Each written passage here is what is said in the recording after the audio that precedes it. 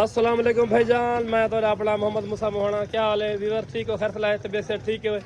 मेरी मिठन गौड़ वाले जान हो भाईजान? नहीं जानता सही एक तकरीबन सारा शहर जानता था जाम गफूर सही 20 साल ही मंडी जरा मच्छी के काम किए। 10 साल थे जवान गैब आ मंडी को हूँ जवान जरा मंडी जाके मच्छी तक जैसे दिरा दिन इंशाल्लाह ये आज फटा लाते से अब पहली तरीके ते अपना जरा सी दूसरा महीना 2026 जाम गफूर थी आगे मैदान है भाईजान जवान पारा था यहीं पास फिर तो डिठा करो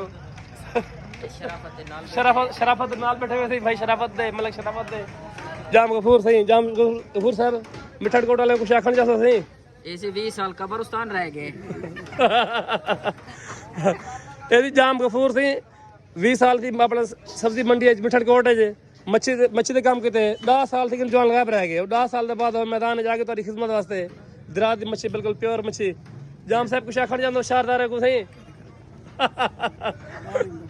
वैसे कब्रिस्तान जेरा थी ते हमदे ना भाई जान हां वो वाला हाथ शिफा दा होंदे तुस मेहरबानी कर दे मच्छी गफूर कनवान की करो जेरा दोजा की जो थी ते आवे ये समझो सही मेहरबानी की करो जले मंडी आया ब्याह फिर जाम फिर तो देखते कि था जाम गफूर की ना मैं मच्छी चलो ना खिलो जाम गफूर फिर तो देखो तो सही या तो मैं फिर तो कोई कोई कह नहीं एक तो पहले ए भला वजे पे कब्रिस्तान तो मेहरबानी करो मच्छी देने वजो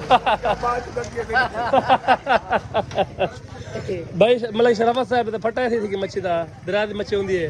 अब्दुल खालिक भाई इमरान ने फटा थी दे पियो जवान कले कले चाह पिंदा बैठे सलाह नहीं मरदा नजरी बना बैठे